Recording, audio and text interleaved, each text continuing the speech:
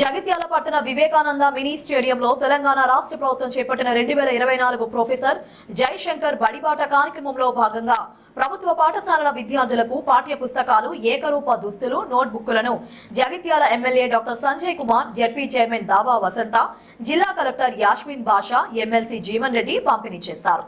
ఈ సందర్భంగా వారు మాట్లాడుతూ విద్యార్థుల ఉజ్వల భవిష్యత్తు కోసం ప్రభుత్వ పాఠశాలల్లో విద్యార్థులను చేర్పించాలని, ప్రైవేట్ పాఠశాలలకు దీటుగా ప్రభుత్వ పాఠశాలలు పోటీ పడుతున్నాయని పేర్కొన్నారు.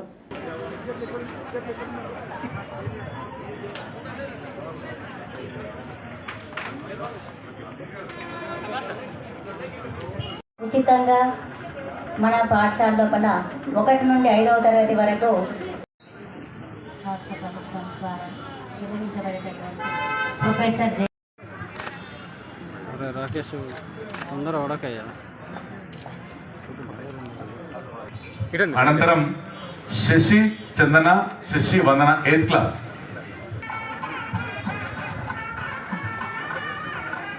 నాన్న చిన్న జరుగు మేడం, ఇటు సైడ్ సార్ పట్టుకో సార్, ఇక్కడ సార్ ఇక్కడ 9th క్లాస్ నుంచి వర్షిని, శ్రీని, విఘ్నేష్, యశస్విరా, Alekhya 9th class, Alekhya line గా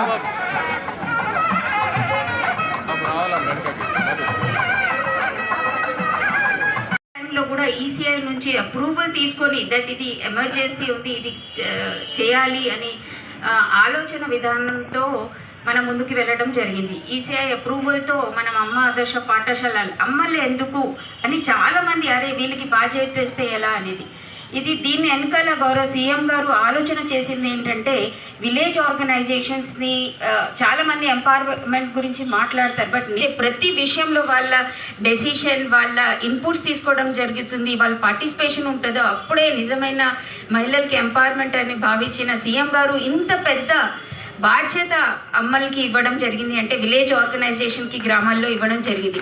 అంటే ఇది ఓన్లీ యూనిఫామ్ కుట్టడంతో కాదు, మీకు అందరికీ తెలవాల్సిన ఏంటంటే ప్రతి ఊర్లో కూడా ముందు ప్రతి స్కూల్లో కూడా మన అమ్మ ఆదర్శ పాఠశాలస్ అని నిర్మించుకోవడం జరిగింది. దీనిలో అందరు విఓస్ అయితే వీళ్ళ బాధ్యత స్కూల్కి మొత్తంకి సంబంధించి, ఎందుకంటే వాళ్ళ పిల్లలు కూడా అక్కడే చదువుతారు, వాళ్ళు తప్పనిసరిగా అక్కడే ఉంటారు కాబట్టి 100% డెడికేషన్తో ఆ పని మానిటరింగ్ కానివ్వండి, భోజనాలు ఎలా సర్వ్ చేస్తున్నారు, స్కూల్కి టీచర్స్ వస్తున్నారా లేదా, పాఠ్యాంశాలు మంచిగా చదువుతున్నారా లేదా అన్నీ, and most important civil works కూడా అంటే మీకు ఆ బాధ్యత ఇవ్వడం జరిగింది. ముఖ్యంగా అమ్మ ఆదర్శ పాఠశాలల ద్వారా ముందు కమిటీలు ఫామ్ చేసి వాళ్ళకి కావాల్సిన ఫైనాన్షియల్ సపోర్ట్ ఇస్తూ దాంతోపాటు ప్రతి స్కూల్లో ఏవైతే వర్క్స్ని అడెక్ట్ అయ్యి ఇది ఫేస్ వారీగా మనం చేయట్లేదు, అన్ని స్కూల్స్కి జిల్లాలో ఉండే అన్ని స్కూల్స్లో కూడా ఏ వర్క్స్ అయితే మనం టేకప్ చేయాలో దానికి సంబంధించిన electrification, drinking water, major minor repairs,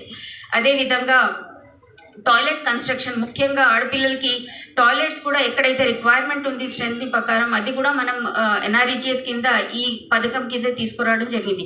so వాళ్ళ ఆధారంలో టైంకి పనులన్నీ కంప్లీట్ చేయాలనే ఉద్దేశంతోనే ఆల్మోస్ట్ 591 స్కూల్స్కి గాను అన్ని స్కూల్స్లో పనులన్నీ కూడా జరుగుతున్నాయి.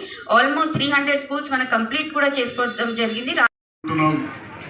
విద్యా వైద్యం పైన కూడా ప్రత్యేకమైన దృష్టి పెట్టాలని చెప్పి ఆ పాఠశాలలు కొంచెం ఆ 2 సంవత్సరాలు ఏదైతే పూర్తిగా మరమ్మతుకు నోచుకోకుండా ఉండేనో ఆ సందర్భంలో యూడైస్ దాని ప్రామాణికాన్ని తీసుకొని రాష్ట్రంలో ఉన్న విద్యార్థుల సంఖ్య ఎంత ఉంటుందో అలా 2/3 అంటే 2 వంతులు 1వ వంతు పాఠశాలలోనే ఉన్నాయి.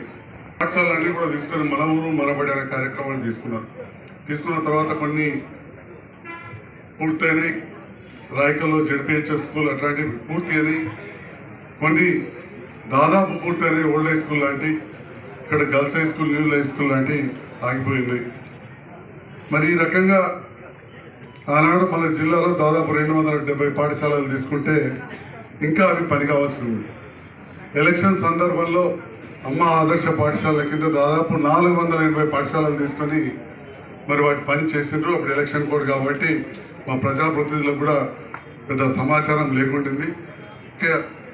అభివృద్ధి అనేది ఆగద్దు, పిల్లలకు విద్య ఇంపార్టెంట్ చేసారు. కానీ దాని విషయంలో కొంత సమాచారం మాకు కూడా ఇప్పటికైనా ఇస్తే బాగుంటుందని చెప్పి వేదిక ద్వారా గౌరవ కలెక్టర్ గారిని కోరుతా ఉన్నాం.